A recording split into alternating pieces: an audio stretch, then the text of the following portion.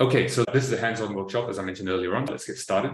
So the first thing we'll need to do is go to this repo, which you should already have the URL to, and then you'll need to copy the Git repo link and you git clone. You'll want the main branch, right? 1 second. And then the repo name. And you can just use that command if you want, but I am going to clone it directly into another repo because I have multiple copies of this, having worked on this earlier on. All right. And go into that directory. So once you've done this, you've got effectively a copy of what's on the repo within GitHub. And that's your starting point. Now, I'll just give you a bit of orientation of how this repo is structured, because that's quite relevant. Essentially, where the branches, right? So, yeah, okay, that's right here. So there's a main branch, and that contains the initial state of the repo. And then there is a completed branch, which contains the final state of the repo. So if you, for following along this tutorial, you are strongly encouraged to start with the initial state in the main branch, which is the default that you get when you do a git clone anyway. And then if you want to see what is the fully correct version that you wish to attain at the end of it, then you can skip ahead to completed. And if you kind of want like a bit of a cheat sheet, I've included a link as well. So I'll just open that up over here. You can actually see, what all the changes that you'll need to make are using a git diff as well. So this is like sort of an easy shortcut in case you just want to jump ahead on your own when you're exploring or using this as a reference material. So that's just some sort of housekeeping, right? So now we've got this project that has been cloned over here. The next thing to do is configuration, right? So let's open this up.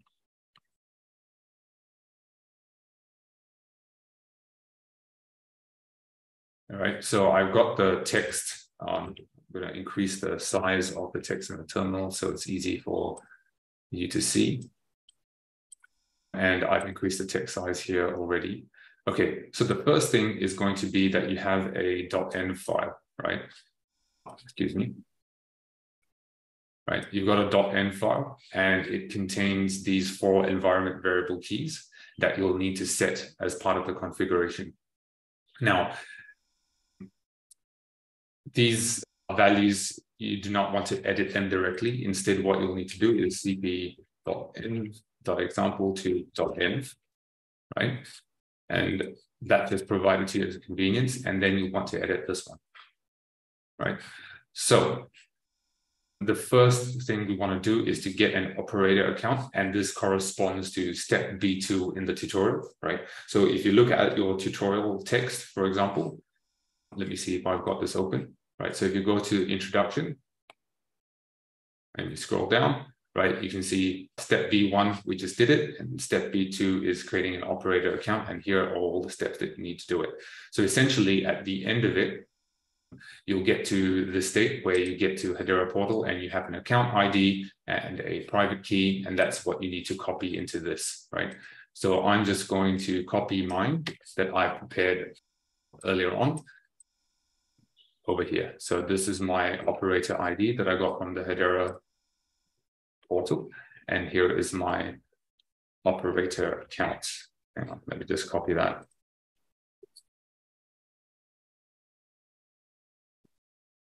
All right, we're getting there. Then after we've done that, the next thing we need to do is to get a seed phrase. Now, there are multiple ways to get a seed phrase. You can do it via NPM packages, or if you like a visual way to do it, I would recommend that you go for this website called iancoleman.io/bit39. I'm just going to get that. I have it open in a tab already. So I'll just refresh that. So we start from scratch.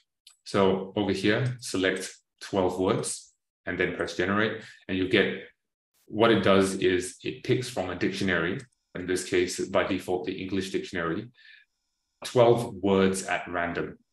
or rather 11 words at random, and then one of them is a sort of a checksum word.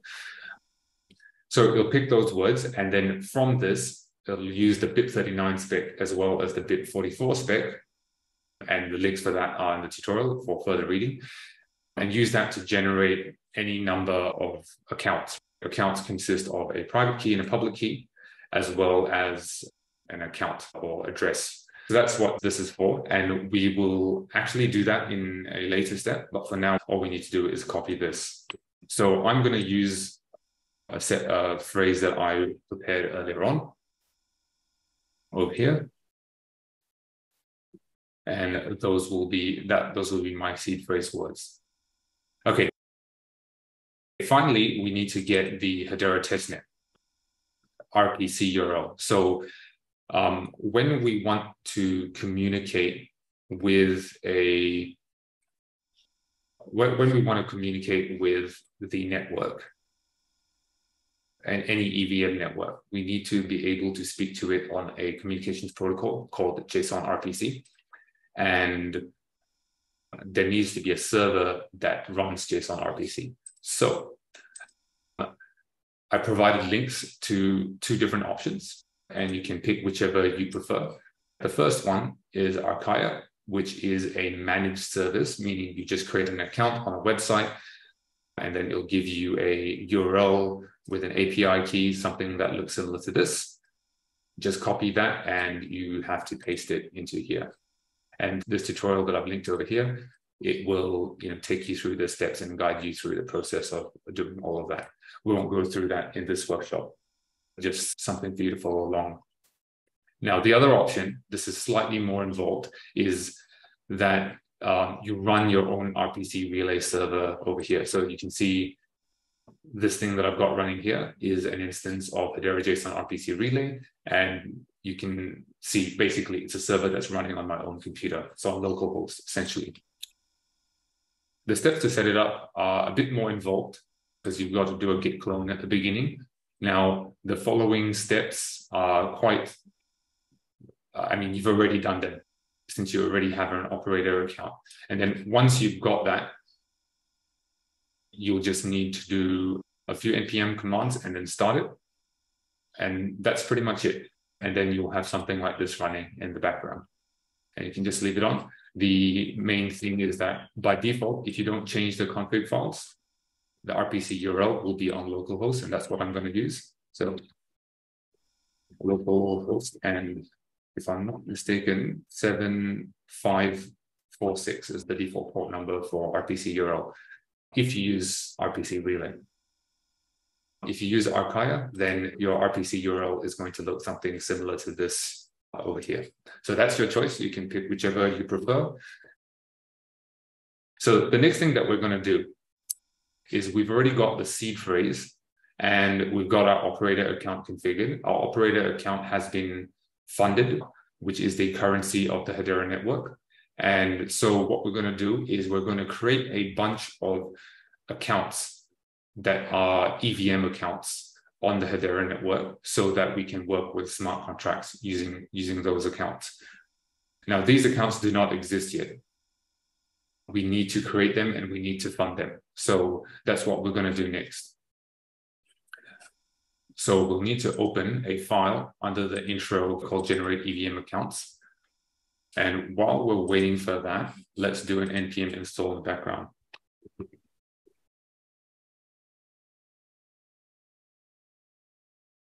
So that will churn in the background. It will be installing a bunch of packages. So you can see over here, it's installing .env, which is a basic npm package that just reads these environment variables in and exposes them within our code under process.env.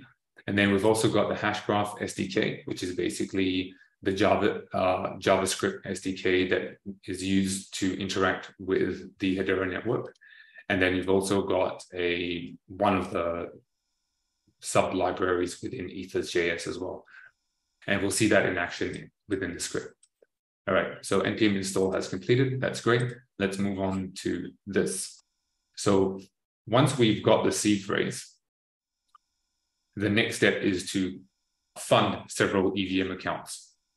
The script has already been prepared for you, so there's really not much to do here, except for setting some values. So let's say we want to generate 4 different accounts and fund them.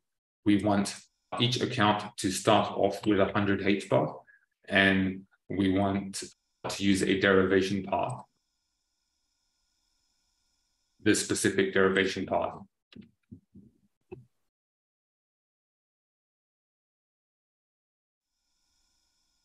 Every network has its own derivation path, and the one that I've used here, starting with 4460, that is the one that corresponds to Ethereum, not Hedera. And the reason that I've done that is for sort of backward compatibility with Ethereum tools that tend to hard code their derivation path as opposed to allowing configurable on the network. For example, MetaMask, right? It doesn't allow you to set a different one. So if you want to use the same set of accounts with the same seed phrase between MetaMask and your development, this is the path that I'm going. So anyway, we've got this configuration done. And let's skip ahead to the part where stuff actually happens. Let's make this a little bit bigger.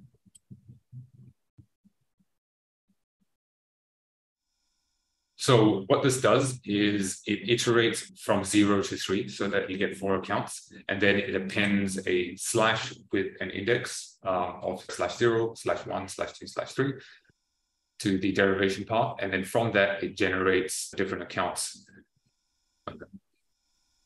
using this bit here. This is from ethers.js. It generates different sets of private keys based on the derivation path and the seed phrase according to the BIP39 and BIP44 spec. So let's go ahead and run that. The node / generate EVM accounts.js. I'll run that and we'll see its output. So the first thing that happens for each one is it works out what its derivation path is. So you can see they're all identical except for the index at the end. So that's 0, 1, 2, and 3. And from that, plus the seed phrase, which stays the same across all of the accounts that you're generating, you get a private key, you get a public key, and then you get an EVM address. So just imagine this beginning with 0x, that's your EVM address. So now we've got 4 accounts. And at this point, these accounts, like when we've reached this point in the output, these accounts may not even exist yet. So these are just keys, a set of private keys and public keys and addresses that exist locally on your computer, and the Hedera network is unaware of them.